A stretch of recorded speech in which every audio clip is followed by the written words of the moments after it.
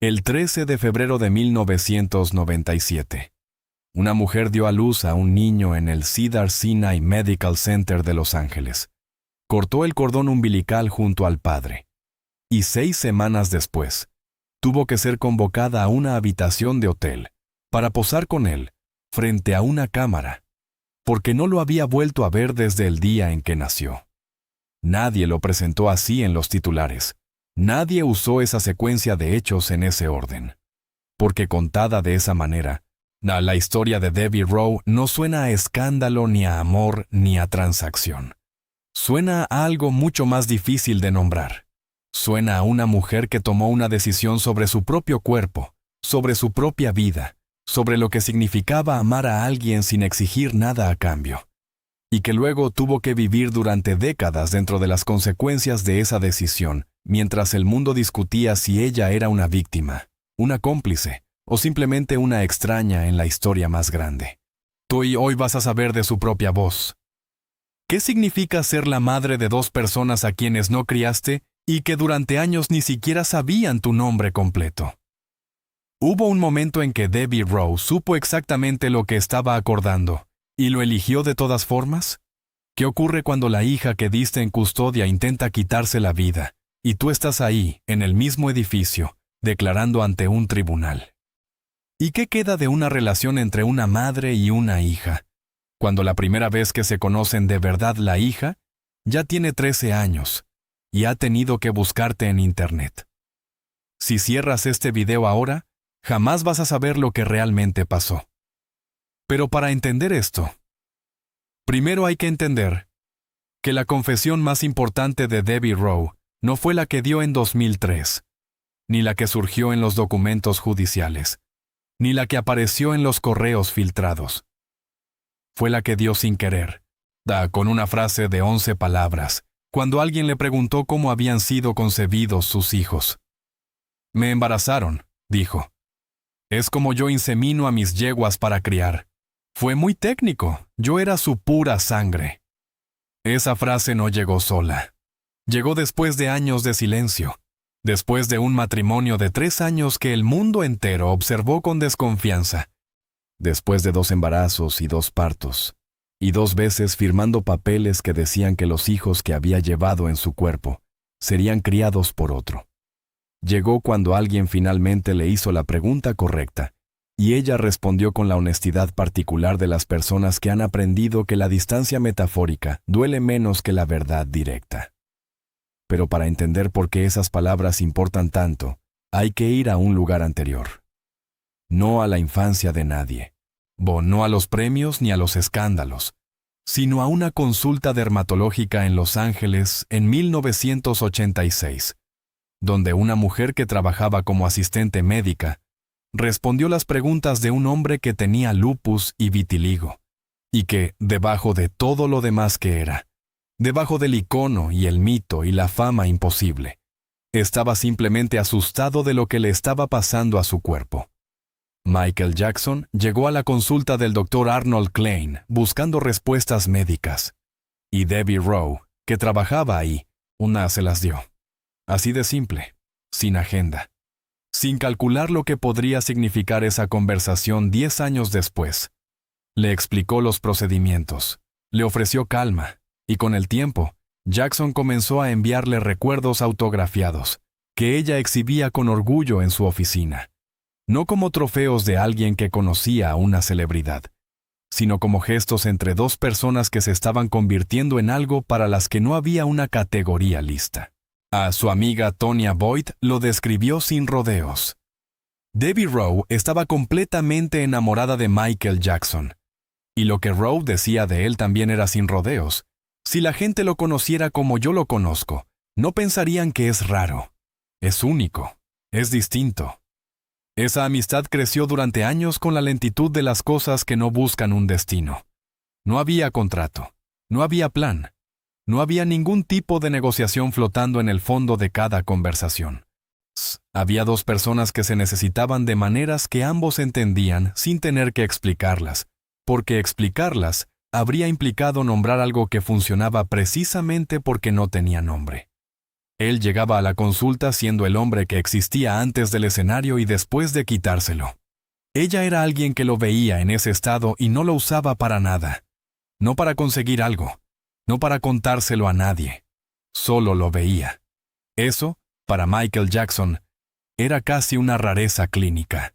El hombre más observado del planeta rara vez era visto de verdad.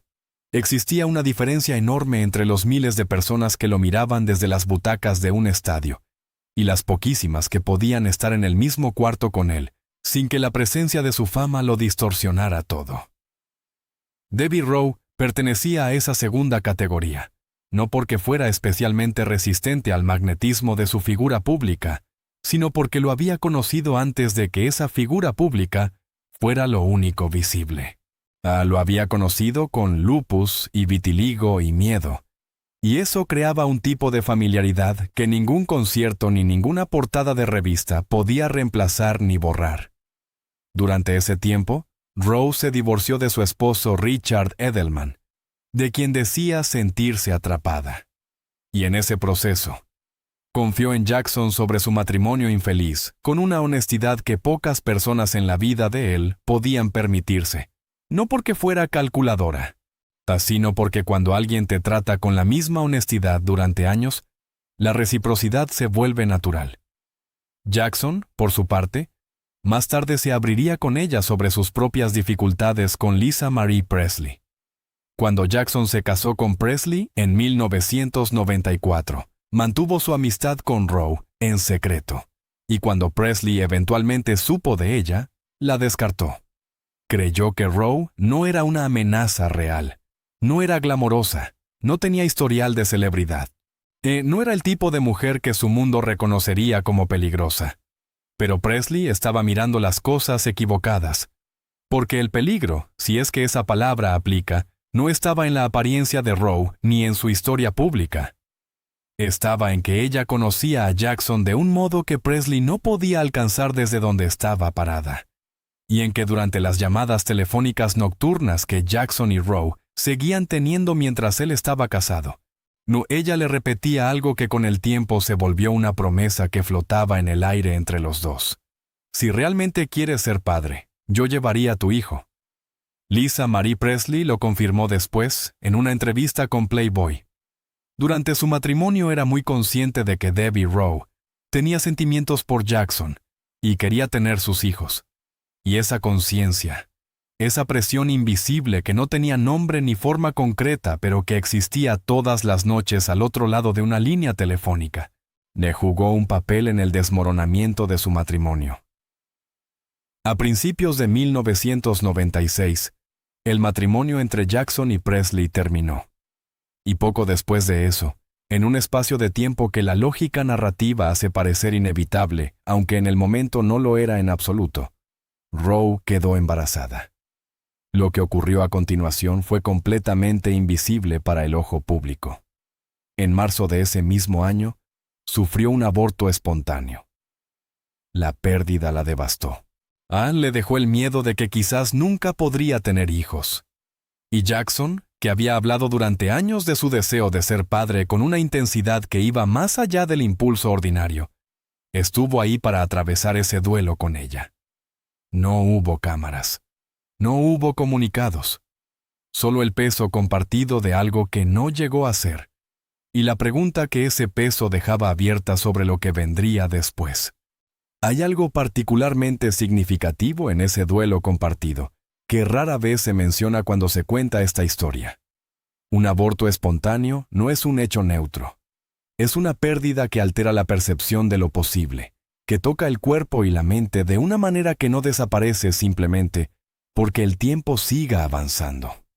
Y Rowe atravesó esa pérdida de un embarazo que nadie en el mundo sabía que había existido, junto a un hombre que tampoco podía hablar de ello públicamente, porque su vida entera ocurría bajo un escrutinio que no le perdonaba ninguna vulnerabilidad. Ese duelo silencioso, compartido en privado y enterrado bajo la necesidad de mantener las apariencias, fue quizás el vínculo más genuino que los unió antes de que existiera cualquier acuerdo formal. Porque los acuerdos se redactan entre partes que saben lo que quieren. El duelo ocurre entre personas que ya están adentro de algo, aunque no tengan el lenguaje para nombrarlo. En septiembre de 1996, Jackson comenzó el History World Tour, y los titulares estallaron con la noticia de que Roe estaba nuevamente embarazada. La prensa interpretó la situación con la brutalidad de quien observa desde afuera sin conocer nada de lo que hubo antes. Los presentó como raros, como transaccionales, como un arreglo extraño entre una mujer anónima y el hombre más famoso del planeta. Roe estaba furiosa, no porque todo fuera falso, sino porque la versión que se contaba borraba lo que había sido real. Pero aquí es donde la historia da el giro que nadie esperaba, y que dice más sobre Michael Jackson que cualquier documental o demanda judicial. La noticia del embarazo llegó a Katherine Jackson, la madre de Michael, y su reacción fue de horror. Como testigo de Jehová devota, la idea de que su hijo fuera padre fuera del matrimonio la perturbó en un nivel que era a la vez religioso y personal. Tenía la memoria viva de Joe Jackson, su esposo, quien había tenido una hija ilegítima durante su matrimonio. Esa herida familiar no había cerrado, y la posibilidad de que Michael repitiera ese patrón la llenó de una urgencia que la llevó directamente al teléfono. Katherine llamó a Debbie Rowe. Habló con ella sobre la importancia del matrimonio en su fe, y luego le dijo a su hijo: «Cásate con esa buena chica, Debbie, y dale a tu hijo un nombre, no como tu pobre media hermana». Lo que hizo Jackson con esas palabras revela algo sobre su constitución interna que pocas otras decisiones revelan. Las tomó en serio con la velocidad y la impulsividad de alguien que no puede tolerar la distancia entre lo que se le exige y lo que hace. Llamó a Roe. Le dijo que fuera a Australia. Una vez que ella llegó, le informó que se casarían al día siguiente. No hubo propuesta. No hubo tiempo de prepararse emocionalmente. Hubo una llamada telefónica y un vuelo y una mañana en que todo había cambiado. La noche anterior a la boda, Jackson llamó a Lisa Marie Presley. Le pidió su bendición. Ella se la dio. Esa llamada, hecha desde Australia la víspera de casarse con la mujer que llevaba a su hijo, es uno de los detalles más perturbadores de esta historia si se la mira con la lentitud que merece. Jackson no podía dar ese paso sin que Presley lo aprobara. Y Presley, que lo conocía lo suficiente, se la concedió. Lo que eso le comunicó a Debbie Rowe, si es que alguien se lo comunicó, no consta en ningún registro. Pero es difícil imaginar que no pesó.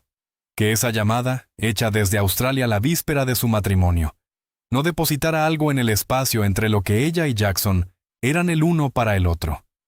Una señal clara, aunque no intencional, de que el mapa emocional de Jackson tenía jerarquías que ningún matrimonio formal podía reordenar completamente. El 13 de noviembre de 1996, Michael Jackson y Debbie Rowe se casaron en el Sheraton on the Park Hotel en Sydney, Australia. 15 personas estuvieron presentes. El sobrino de Jackson, Anthony, de 8 años, sirvió como padrino. El mundo no lo celebró. La prensa fue cínica.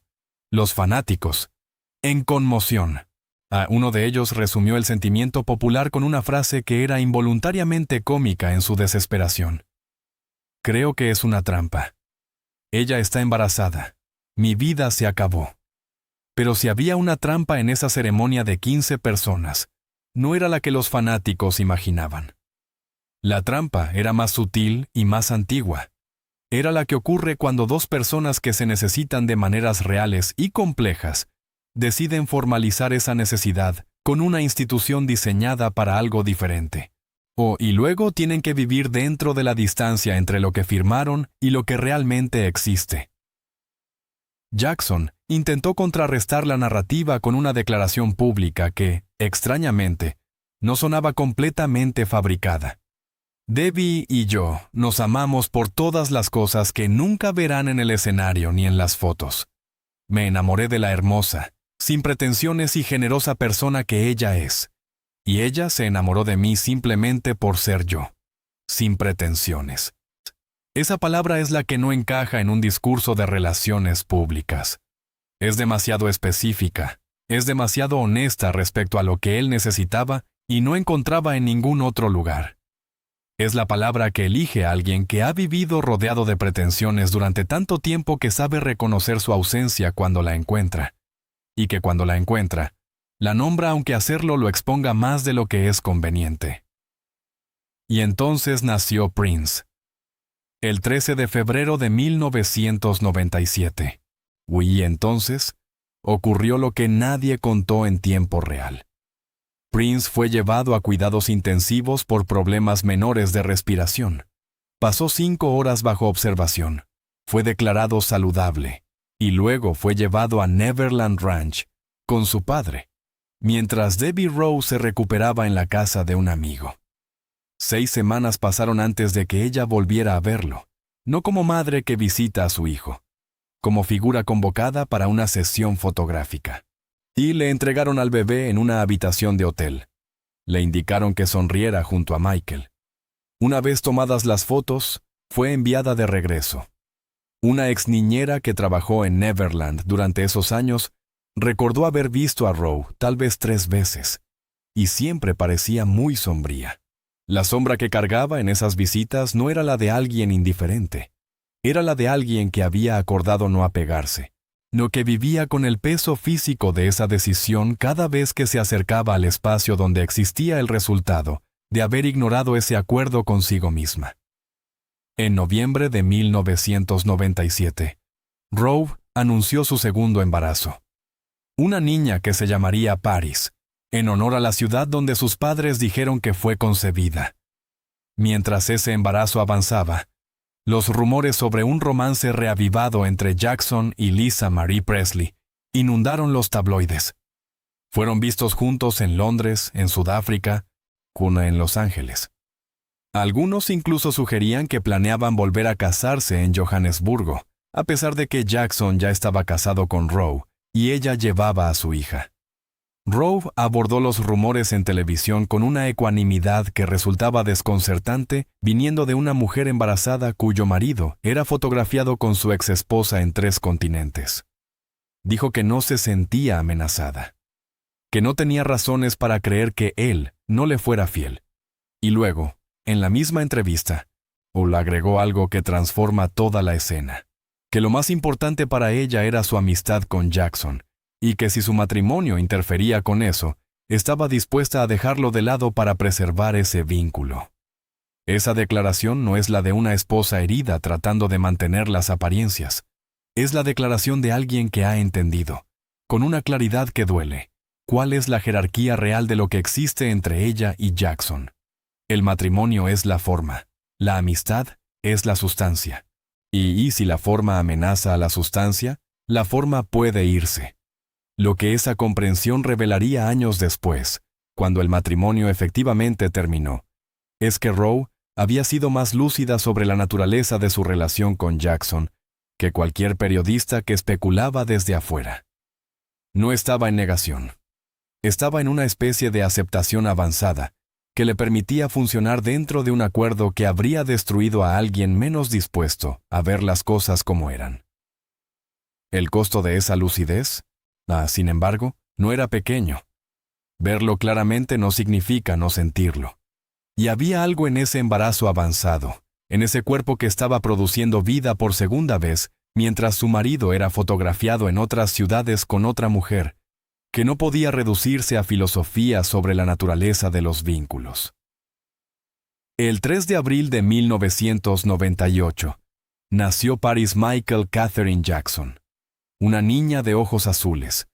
El parto fue complicado y dejó a Rowe incapaz de tener más hijos.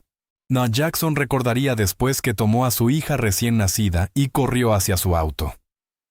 Rowe aclaró más tarde que en realidad, él había congelado la placenta después del nacimiento. Los asociados de Jackson llegaron a contactar al Vaticano solicitando que el Papa Juan Pablo II bautizara personalmente a la niña. El Vaticano respondió que el líder de la Iglesia Católica no participaría en lo que podría percibirse como una maniobra publicitaria. Ese detalle del Vaticano podría parecer anecdótico, pero hay algo en él que ilumina la dinámica completa de la que Rowe era parte. Jackson no solo quería ser padre, Quería una paternidad cargada de solemnidad, de ritual, de significado simbólico que trascendiera lo cotidiano. Quería que el Papa bautizara a su hija. Quería que sus hijos llevaran el nombre de su abuelo. Quería darle a Prince y a Paris una historia que comenzara con la grandiosidad que él sentía que merecían. Y en el centro de toda esa visión de la paternidad extraordinaria, a Debbie Rowe era la persona cuyo cuerpo había hecho posible la existencia de esos dos seres humanos, y que al mismo tiempo no formaba parte de ninguna de las ceremonias que Jackson imaginaba para ellos. Con ese segundo embarazo terminado, y su cuerpo incapaz de producir más vida, algo en la estructura interna de lo que Rowe era dentro de ese acuerdo cambió. Se volvió cada vez más insatisfecha. Pidió el divorcio. Jackson lo concedió el 8 de octubre de 1999. Rowe recibió alrededor de $10 millones como acuerdo y cedió los derechos de custodia total de sus hijos. Ambos pidieron privacidad. Dijeron que seguirían siendo amigos. Y durante casi una década, el mundo no supo mucho más que eso. Pero Prince y Paris crecieron en ese silencio. Crecieron en Neverland Ranch, con máscaras sobre sus rostros cuando salían en público, para que nadie pudiera fotografiar sus caras. Crecieron con un padre que era el centro del universo, y con una madre que para Paris, durante años, era solo un nombre de 2 sílabas que su padre pronunciaba cuando le preguntaba. Lo que llenó ese silencio fue especulación. Y la especulación encontró su momento más brutal el 25 de junio de 2009, cuando Michael Jackson murió de un paro cardíaco. Pocas horas después, TMZ publicó que Rowe no era la madre biológica de Prince y Paris, citando fuentes no identificadas. En el artículo alegaba que los niños habían sido concebidos con óvulos de donante, y que Rowe había servido solo como madre subrogada, bien compensada por su papel. La abogada de Rowe, Marta Almendariz, respondió con rapidez. La señora Rowe es la madre biológica de los 2 hijos mayores. Las afirmaciones fueron calificadas de completamente falsas y particularmente dolorosas e insidiosas. Pero en el espacio entre una negación y la siguiente ola de titulares, vivían Prince y Paris Jackson, 2 adolescentes que habían perdido al único padre que habían conocido, y que ahora veían cómo el mundo debatía si su madre era realmente su madre. Y también fue arrastrado a la conversación el doctor Arnold Klein, el dermatólogo en cuya consulta Rowe había trabajado y donde ella y Jackson se habían conocido. Algunos informes sugerían que Klein, no Jackson, era el verdadero padre biológico de los niños. Su portavoz se negó a comentar por razones de confidencialidad. Sí, la pregunta quedó flotando sin respuesta oficial, sin evidencia definitiva, pero con suficiente presencia pública como para que Paris Jackson, en los años siguientes, creciera sabiendo que el origen de su propia existencia era materia de debate en Internet.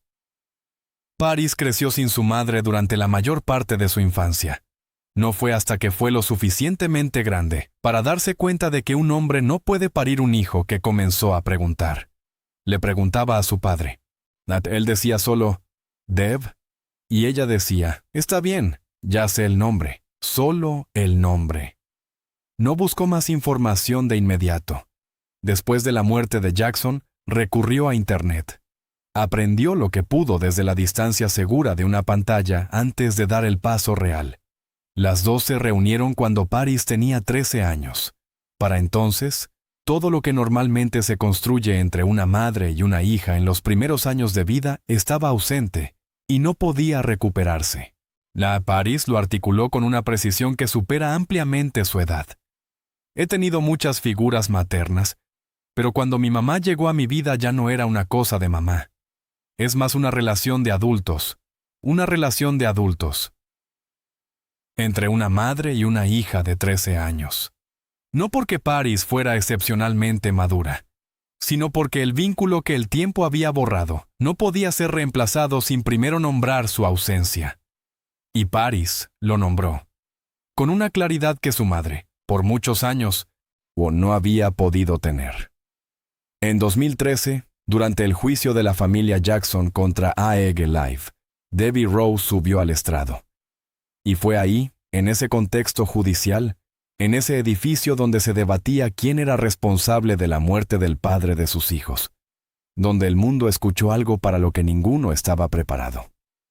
«Casi pierdo a mi hija», dijo entre lágrimas. «Ella trató de matarse. Ella no siente que tenga una vida más». Paris Jackson había intentado quitarse la vida mientras se desarrollaba ese mismo juicio. Los detalles sobre los últimos días de su padre, expuestos con la frialdad clínica de los procedimientos legales, habían pesado sobre ella de un modo que su cuerpo y su mente no habían podido sostener. Y Debbie Rowe estaba en el mismo edificio, declarando, llorando, siendo al mismo tiempo testigo en un tribunal y madre al borde de perder a una hija a quien apenas comenzaba a conocer. Reveló que ella y Paris solo habían vuelto a conectar recientemente, que estaban reconstruyendo algo, que hablaban regularmente y pasaban los fines de semana juntas. No lo dijo como quien celebra un logro, lo dijo como quien describe algo reciente y frágil que todavía podría romperse. Después del intento de suicidio, publicó un mensaje en nombre de Paris. «Mi hija ha pedido que extienda un enorme agradecimiento por todos sus pensamientos, oraciones y apoyo». Y añadió, «Ella es fuerte como su padre, no como yo». Fuentes afirman que Rowe consideró buscar la custodia de Paris en ese periodo, que evaluó la posibilidad con seriedad, que finalmente decidió no hacerlo después de concluir que Paris estaba en buenas manos con su abuela Katherine Jackson. Un miembro de la familia describió su estado. Deb estaba tan preocupada por la salud de Paris que quería hacer todo lo que pudiera para ayudar. Esta no fue la primera vez que Rowe había considerado reclamar la custodia para luego dar un paso atrás. Había un patrón que se repetía, hecho de decisiones tomadas y retiradas, de impulsos maternales que chocaban contra la realidad de acuerdos que ella misma había firmado. Y en el medio de ese patrón vivía algo que los correos electrónicos filtrados intentaron simplificar pero que se resistía a simplificarse. En uno de esos mensajes a un amigo, supuestamente Rowe escribió, «¿Quiero a los niños? Hell no». Y luego, «Se ve bien que los pida. Absolutamente». Esas palabras han sido usadas como prueba de que todo fue teatro. Pero los correos filtrados son fragmentos arrancados de contextos que no se pueden reconstruir completamente. Una mujer que no quería a sus hijos no habría llorado frente a un tribunal de la manera en que Rowe lloró. No habría pasado fines de semana con su hija mientras reconstruía una relación rota. No habría publicado mensajes en su nombre en los momentos más oscuros. La verdad que emerge de todo esto es más incómoda que cualquier versión extrema. Rowe era una mujer que amaba a sus hijos de un modo que había aprendido a contener, a racionalizar, a convertir en algo manejable porque la alternativa, vivir plenamente dentro de ese amor sin poder ejercer la maternidad que lo acompañaba, habría sido insoportable. En 2014, Rowe anunció su compromiso con Mark Schaffel, a un ex videógrafo que había trabajado en Neverland Ranch y que había formado parte del círculo íntimo de Jackson. La elección generó sorpresa y escrutinio. Schaffel tenía un pasado complicado. Había sido mencionado en las dedicatorias del álbum Invincible de Jackson en 2001, pero su relación con el cantante se había deteriorado años antes de su muerte, cuando se reveló que había estado dirigiendo películas para adultos bajo el seudónimo de Mark Fredericks. Schaffel no esquivó la pregunta. «No es un secreto que mi pasado está en la industria del cine para adultos. No guardo nada en mi vida oculto». Y sobre su relación con Rowe. «Somos mejores amigos. Fui el único que después de que Deb y Michael se separaron, aún podía hablar con Deb». Incluso afirmó que Jackson habría aprobado su relación. La elección de Rowe tenía una coherencia interna que no requería justificación externa. Schaffel era alguien que venía del mismo universo, que entendía esa historia desde adentro, que no necesitaba que ella explicara desde el principio quién había sido. Había permanecido de su lado cuando los demás se habían ido. Para alguien que había pasado años construyendo vínculos en los márgenes de la historia de otra persona, eso no era poco.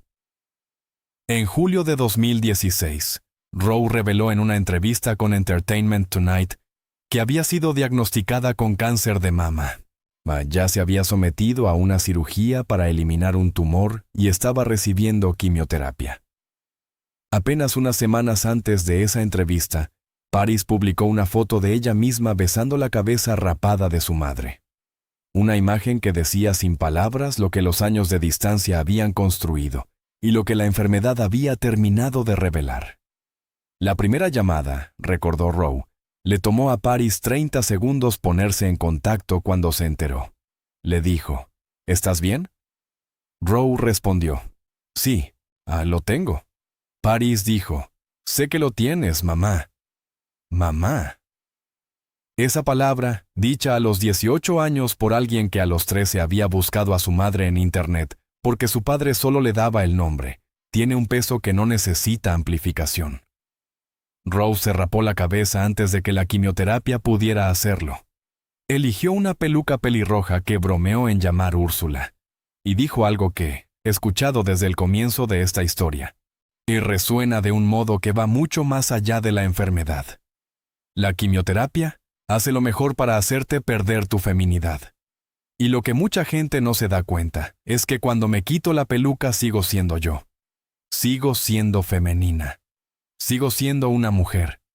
Y sobre todo sigo siendo humana. Sigo siendo humana. No una pura sangre. No una madre subrogada. No una figura transaccional en la historia más grande. Una mujer. Humana. En enero de 2017 completó la quimioterapia. En 2019 confirmó que estaba en remisión. Hoy vive en el Painted Desert Ranch, un rancho de caballos en el desierto de California, entre Palmdale y Lancaster. Aproximadamente 1 hora de la casa de Paris en Hollywood. Su hija lo ha visitado muchas veces. Paris está enfocada en su música, se presenta con su banda The Soundflowers, y Rowe ha asistido a sus conciertos. Creo que él es un chico encantador, dijo sobre el novio de Paris después de ver uno de esos conciertos íntimos. El tono es el de una madre que observa la vida de su hija desde un lugar cercano, pero sin reclamar un protagonismo que siente que no le pertenece completamente. Ese tono, esa cautela particular sobre cuánto espacio ocupar en la vida de sus hijos, es quizás el hilo más consistente de toda la historia de Debbie Rowe. Desde la habitación de hotel donde le entregaron a Prince para una foto y luego fue enviada de regreso, hasta el rancho donde espera las visitas de Paris en lugar de ir a buscarlas. Hay una distancia que Rowe aprendió a habitar, no con indiferencia, con algo más parecido a la conciencia aguda de los límites de lo que ella tiene derecho a pedir, dado todo lo que en algún momento firmó para no pedir nada. Desde afuera, la historia de Debbie Rowe parece siempre la misma, la mujer que tuvo los hijos de Michael Jackson y los entregó. Pero esa versión solo funciona si se ignora lo que ocurrió después, y antes, y en los márgenes de lo que tuvo nombre legal y contrato firmado. Y la verdad más difícil de esta historia no es que existió dinero en el acuerdo, ni que los hijos fueron concebidos en un entorno clínico, ni siquiera que Rowe firmó papeles cediendo derechos, que tal vez nunca debería haber cedido. La verdad más difícil es que todo eso coexistió con algo genuino, con una amistad de 10 años que precedió a cualquier acuerdo, con el duelo compartido de un aborto espontáneo que nadie vio, con una mujer llorando frente a un tribunal porque su hija estaba en una cama de hospital, con una foto de Paris besando la cabeza rapada de su madre. Ninguna de esas cosas se cancela entre sí. Todas son parte del mismo hilo. Y el hilo, seguido desde aquella consulta dermatológica en 1986, donde una mujer respondió las preguntas de un hombre asustado hasta el rancho en el desierto, donde su hija la visita los fines de semana. No describe una transacción fría ni un romance de novela. Describe algo que tomó décadas en encontrar su forma. Algo que no tiene un nombre limpio disponible en el vocabulario de los titulares. Algo que fue construido en partes, roto en partes, y reconstruido de nuevo en el lugar más inesperado. No en los tribunales, ni en las entrevistas, ni en los correos filtrados, sino en la imagen de una hija adulta sentada junto a su madre enferma, sosteniéndole la mano que nunca la meció cuando era pequeña. Algo que, a pesar de todo lo que intentó impedirlo, te sobrevivió.